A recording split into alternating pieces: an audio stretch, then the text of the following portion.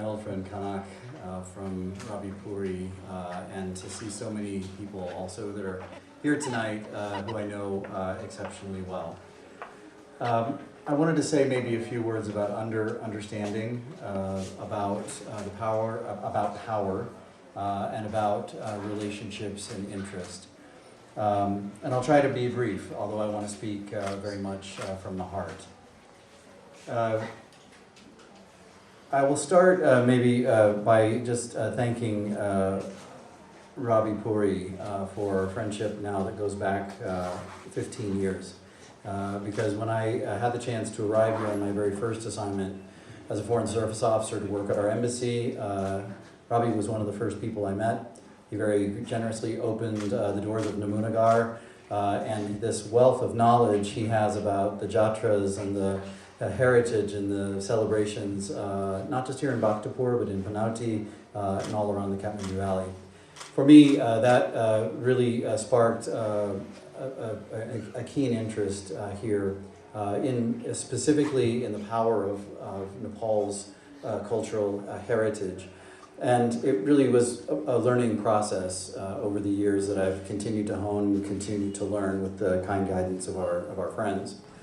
I was also fortunate that I had a chance to take the helm at our embassy 4 years ago to inherit an incredibly successful program called the Ambassador's Fund for Cultural Preservation, which we've used now in excess of 25 times since the inception of this program.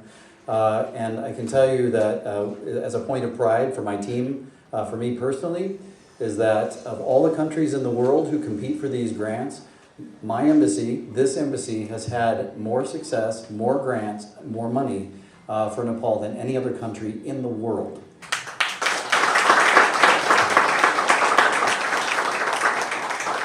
So why is that? This goes to the power of partnerships.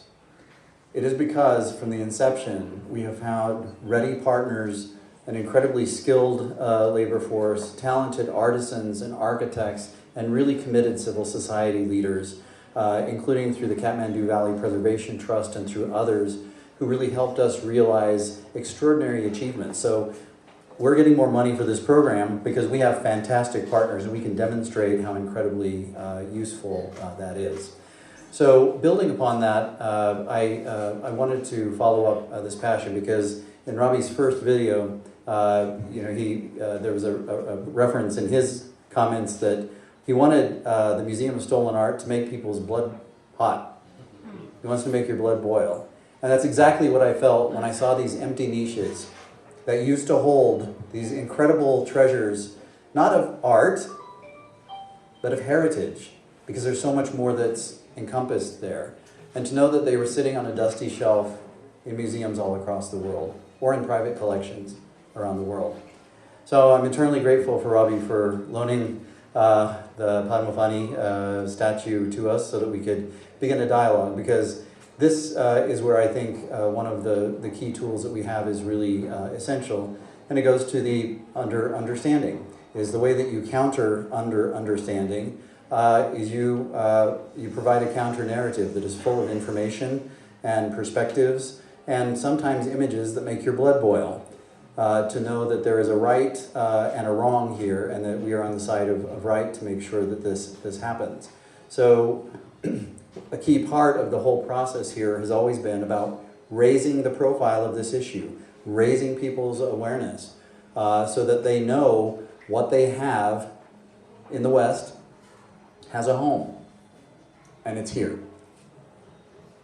And what I think has been really gratifying is, the work that my mission team put together and performed for the return of the Lakshmi Narayan was a lot of work, and many members of my team are here tonight who did the real work in making that happen.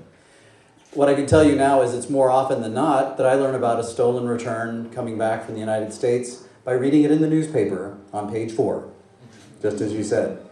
So what that tells me is that we have built an environment together that has raised that awareness, that we are now seeing it continue to accelerate, continue to gain esteem, because but that happens because we keep a focus, we keep the public eye on this, and we talk about it very, very openly. A couple of things about Lakshmi Narayan specifically is, first of all, Robbie, thank you so much for this incredible generosity. I can tell you that as this travels with me now,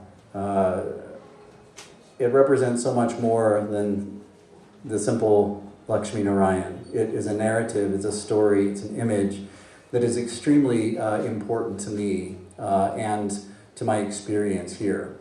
So I can tell you, I did a TV interview this morning, and I was asked about some of the most prominent experiences that I've had during my time in Nepal, and I can tell you singularly the one that is most enduring and lasting to me is the one where you've seen images today. So you know that experiencing the return of the Lakshmi Narayan to its rightful home in Patkotole wasn't just satisfying or made me happy. It was emotional, and it was powerful.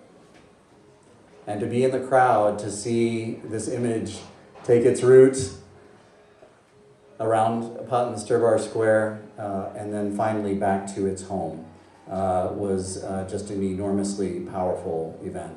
Of course, as you saw, there was a lot of activity that day. There were a lot of cameras. There was a lot going on. But I can tell you of an equally meaningful opportunity that I had just about 2 weeks ago when I had the chance, without onlookers, without media, without cameras, to take my own 2 children who've grown up a substantial part of their life here and to sit in front of the Lakshmi Narayan and to tell them about this story. So to see it again, just at the heart of the community on a regular day, you know, and just the beating heart of the community just made me feel extraordinary.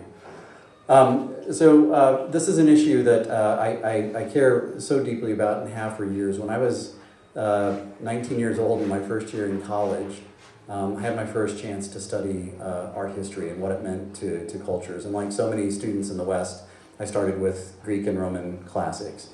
But I remember being asked by my professor to write a story about an art controversy. So I didn't really know what an art controversy was supposed to be, but I settled on the issue of the Elgin marbles, which are cultural treasures that belong to Greece, but which reside in the United Kingdom to this day, in fact. And I was 19 years old. I had a lot of passion, so it was probably a thinly reasoned but very passionate essay about why the Elgin marbles should come home.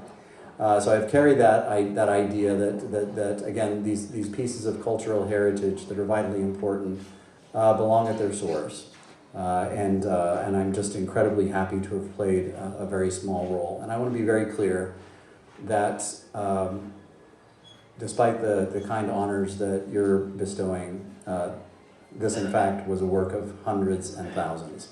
That it is all about the relationships and the teamwork and the commitment that we put together to all play our part to do our best to see these statues, these idols, these gods come back home.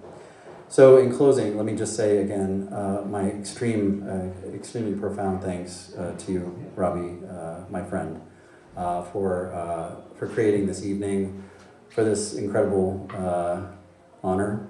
And also I would thank Kanak as well, because I'm leaving Nepal in just 2 weeks at the conclusion of my assignment here. This makes me very sad to say that out loud. And I've had lots of honors, and as you know, when you're the ambassador, people are very kind and think your first name is Excellency, or that your first name is Ambassador, when in fact it's not. My first name is Randy, and I appreciate you referring to me as such, because the kindest thing that I think anyone said in any of these farewell events is that you consider me one of your own. Thank you for that.